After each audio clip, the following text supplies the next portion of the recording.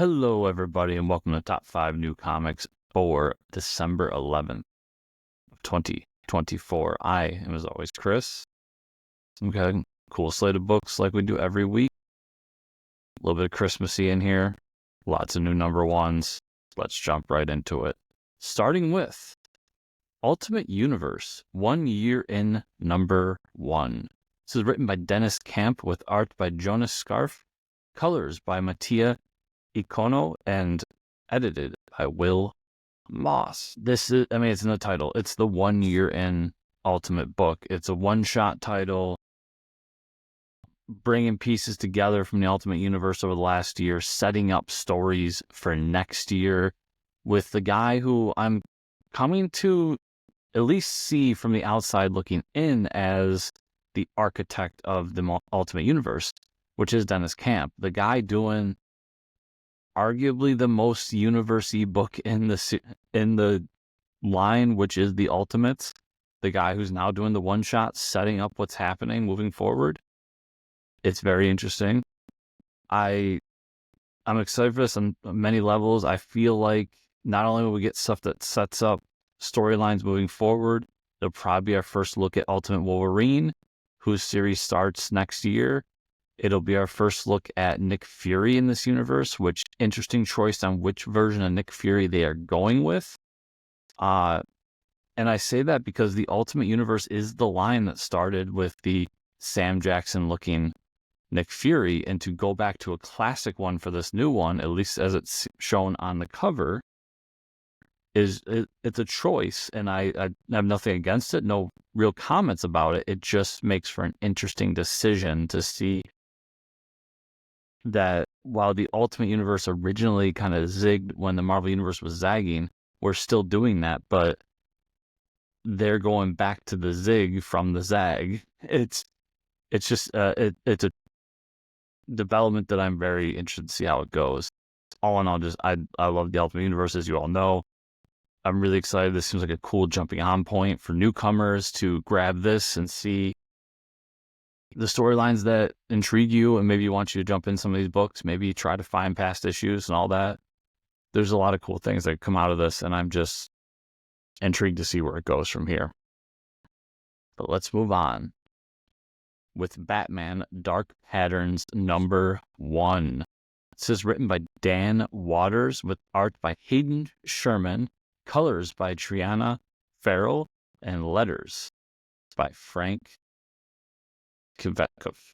I've been on record more than a few times to say that I'm not a big fan of retelling of big pop culture characters' origin stories. Batman is like, if not 1A on that list. So when I saw this book, I immediately was curious. We are telling a story early in his career, not necessarily his origin story, but early on in Batman's career. And the thing there is we've already gotten Batman Year One, which is just this masterpiece of storytelling. So to go back to that time frame is always interesting to me, because you're immediately going to be put right next to that story. With that said, Dan Waters has been doing some cool stuff. He's somewhat of an up-and-coming writer, making a name for himself at DC. And he's got the Nightwing book, and he's done a few interesting things over there recently. And with this, it's an in-continuity book set early in his career, but what really grabs me about it is it's going to center around early Bruce as a detective. And for me, with Batman, that's always the key word that'll get me interested in your story. There's a lot of things about Batman that interest me. The detective aspect is always one of them. So to see him, he's got this big maxi series coming out where he's going to tell a bunch of different of his early cases and how he solved them through detective work. I'm intrigued. You've got the first issue to suck me in. I think it's a great cover to start off. It promises to be something really cool. And I just love, as I'm going through the DC books this week, and it's not that it's anything new. I mean, you can see it here with the question book. It really intrigued me to notice this little thing in the corner. I love it. It's It's classic. It's got the old logo. It looks like an old school comic. It was something that popped out to me this week, even though it's not really a new thing, but I wanted to bring it up. So yeah, Batman Dark Patterns looks like to be a promising maxi series for starting this year, but for next year. After that, I've got Superwoman Special #1. This is written by Joshua Williamson with art by Laura Braga. Nikolo, I'm going to go with just Nikolo. I apologize. I'm going to butcher your last name and I don't want to. Edwin Galmon, colors by Rex Lokus, letters by Dave Sharp. So I talked about it on different outlets about how I'm really enjoying Superman. I think it's a really fun book. And we got this new status quo from where Lois Lane is the woman of steel, the superwoman of this universe now. And while I like the dynamic and I like the idea of having Lois fighting alongside Clark and what it does for the character and everything, we have no idea why. Like, what happened? We know it has something to do with absolute power, but while as a storytelling element, I love that they just threw us into this world and said, here you are, this is what's going on now. As a reader, that's something I love. Get me sucked into the story that way. And eventually I want to go back and figure out why. And that's what this special is. It's Joshua Williamson telling that story of how did Lois get these powers? How did she end up fighting alongside her husband in this new status quo? So on the success of Superman alone and how good that book has been, this was an obvious choice, but also on the intrigue part. So hopefully you're reading Superman and you got interested as much as I did with this. If not, I really think it's been like 2 issues of this new status quo and this new great storyline.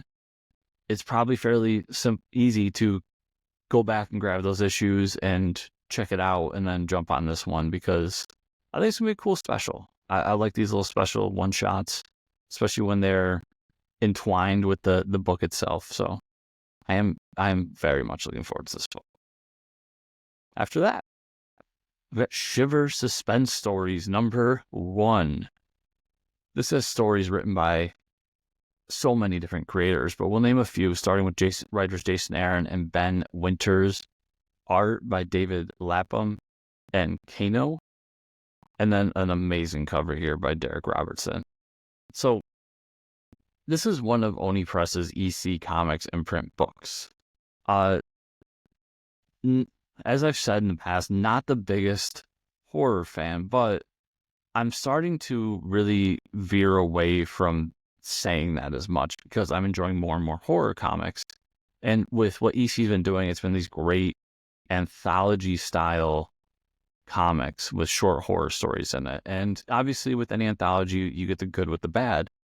But I think as a whole, I've really enjoyed them all, from Cruel Universe, which is more sci-fi bent, to Epitaphs from the Abyss, which is more centered around the idea of death.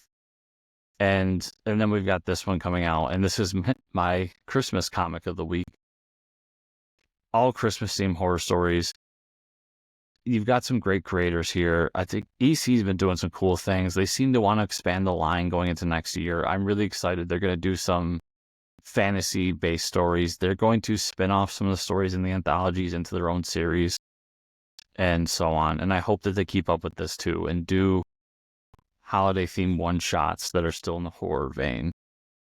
Oni Press really stumbled across something here that promises to be special for a while and just hit at the right time. As everybody is veering towards horror, Oni Press had this ready to go, this whole EC Comics initiative ready to go early on. So kudos to them for that.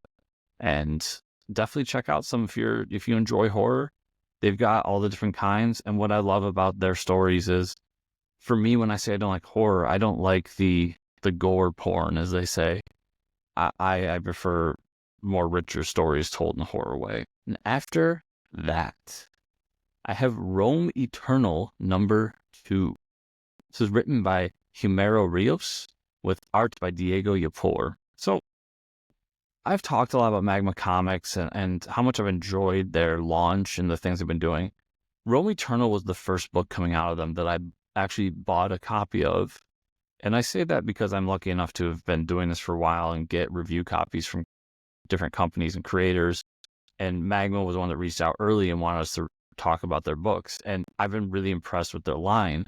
And when Rome Eternal was announced, immediately, even if I wasn't doing this and I was just a regular guy reading comics, this would be a book that I would pick up. So I decided to pick it up, and I love that first issue. I thought it did an amazing job of building this world of a present day Rome if they had never fallen, how the hierarchy works there, the fact that the terrorist cells, the freedom fighters, for, if you will, based on different pantheons of gods, and then just what the story is and how it chimes into the prequel story that they told at the beginning of the issue.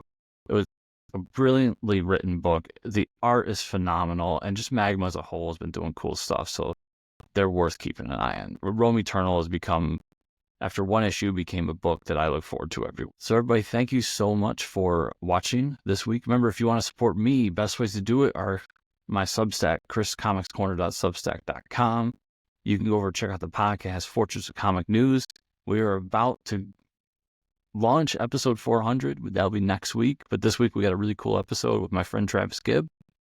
And also you can, for this video in particular, like, subscribe, share, and comment down below. If you comment, let me know what books you're looking forward to. What book didn't make it on my list that you think is going to be great? What book is on my list that you think is going to be great? That kind of thing. And yeah, I just appreciate you all watching. So thank you so much, and I'll see you all here next week.